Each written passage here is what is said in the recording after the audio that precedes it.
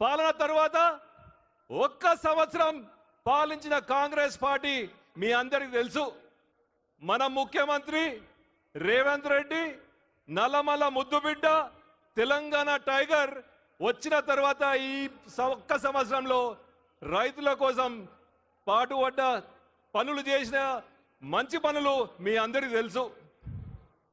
వచ్చినప్పటి నుంచి మీ సిలిండర్ 500లకు కానీ, మహిళలకు ఉచిత బస్సు కానీ, వడ్ల వరి మీద 500 బోనస్ కానీ, ఇటువంటివి ఎన్నో మంచి పనులు చేస్తూ అదేవిధంగా రైతుల బిడ్డల కోసం ఒక్కొక్క నియోజకవర్గానికి ఇంటిగ్రేటెడ్ 250 కోట్ల ఇంటిగ్రేటెడ్ స్కూల్ తేవడం జరిగింది.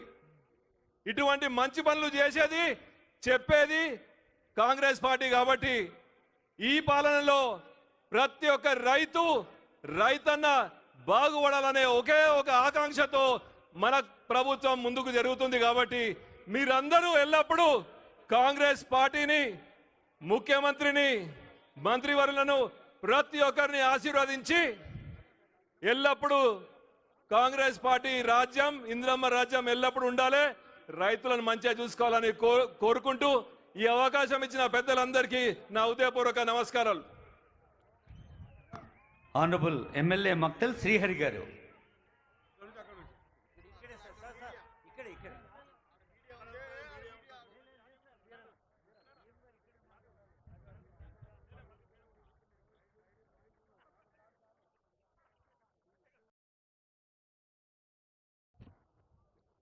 సభా వేదిక మీద కూర్చున్నటువంటి అధినేత మహారథులకు, ఈనాటి ఈ కార్యక్రమాన్ని దిగ్విజయం చేయడానికి వచ్చిన పాలమూరు నలుమూలకెళ్ళి విచ్చేసిన నా రైతన్నలకు, ఈ అశేష నా రైతు సోదరులకు, నా సోదరి మనకందరికీ కూడా చేతులు జోడించి శిరస్సు వంచి నమస్కారాలు తెలియజేస్తా ఉన్నా.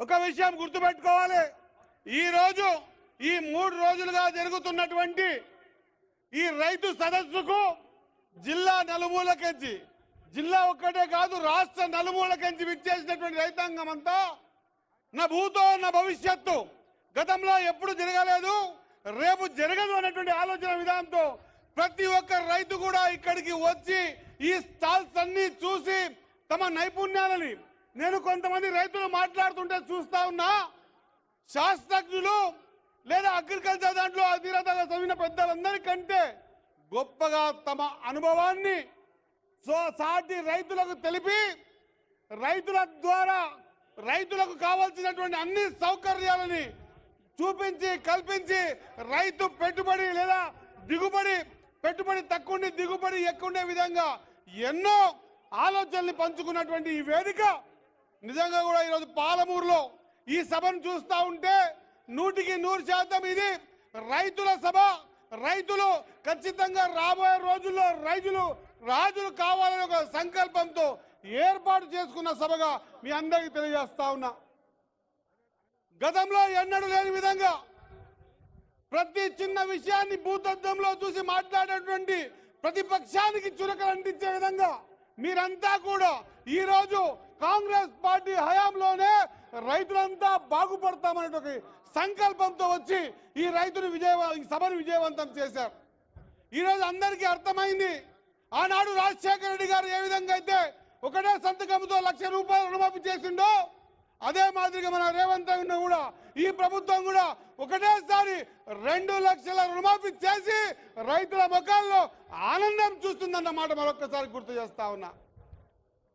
తాము ఎన్నిక చేత కాదు, ప్రభుత్వం కాంగ్రెస్ పార్టీ రేవంత్ రెడ్డి గారి ప్రభుత్వం ఇస్తా ఉంటే ఎక్కడ వారికి మంచి పేరు వస్తుందో ఏదో ఒక కోణంలో అడ్డం పెట్టాలన్న ఉద్దేశంతో తీసుకునేటువంటి చిన్న చిన్న మాటలు కూడా పెద్దగా చూపించి రైతన్నలని కొంత ఆలోచన పరంగా వేరు చేస్తా ఉన్నారు.